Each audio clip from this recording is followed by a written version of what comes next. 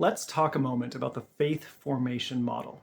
See, people, we're a complicated mix of decisions, emotional motivations, and underlying beliefs that are shaped by our background, our learnings, our experiences, and just the things we care about.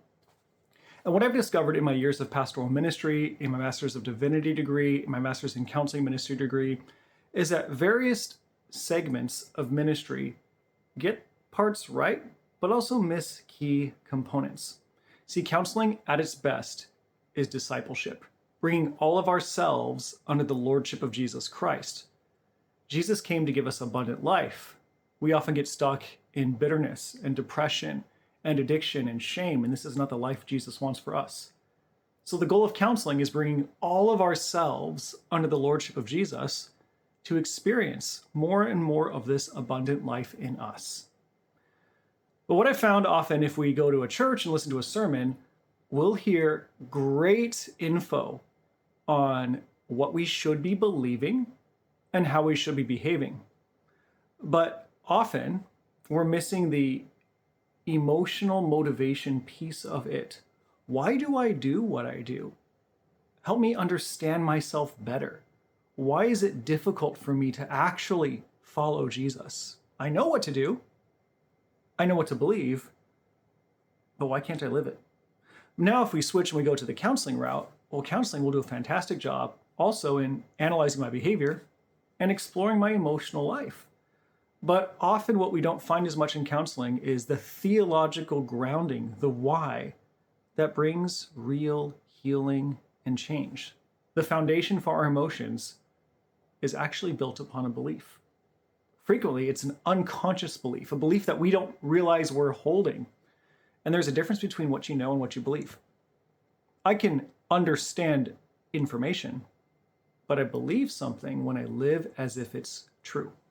So what this faith formation model does is it first explores my daily actions, my decisions that I make. We talk about that. We understand it, but from there, we analyze them, we ask good questions, we do some digging to figure out what is my emotional motivation? What am I feeling in the moment that's pushing me in a direction? Now, my emotions don't always control me, but they're a motivation and they're a good indicator of what it is I'm actually believing. Beliefs that I've picked up through life, beliefs that I've learned the hard way, beliefs that I might know in my brain are incorrect, but in my heart, they're what I rely on.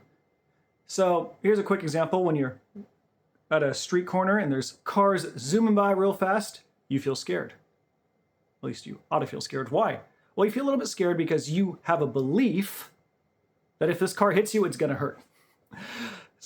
Our feelings are motivated by beliefs. Often these beliefs are undiscovered. So what we do in the spiritual formation model, this faith formation model of discipleship, is we look at our behavior as a way of exploring our emotions, as a way of uncovering unconscious beliefs. Now, what this could look like, for example, let's say that there is a persistent issue of anger in my life. So we'll talk about that. And we'll talk about my anger, we'll talk about my outbursts, and we'll say, how are you feeling? Well, I feel mad. Why do you feel mad? We'll talk about that anger. And then we're going to explore some of this belief under it. It could be because I'm actually believing that if somebody wrongs me, it means that I deserve it. So I have to lash out and prove that I don't. And there's a belief I have to uncover there.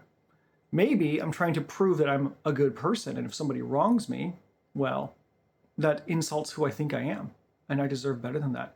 Or maybe I have shame. Maybe there's shame in my life. Maybe I have a hard time going deep with people. I have a hard time being real. And at the end of the day, I'm scared. What am I scared of? I'm scared of being found out that I'm not good enough, that God messed up when he made me. Maybe there's fear in my life.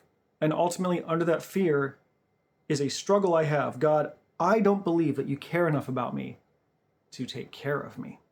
There's all kinds of ways we need to explore our unconscious beliefs and discover, is this true?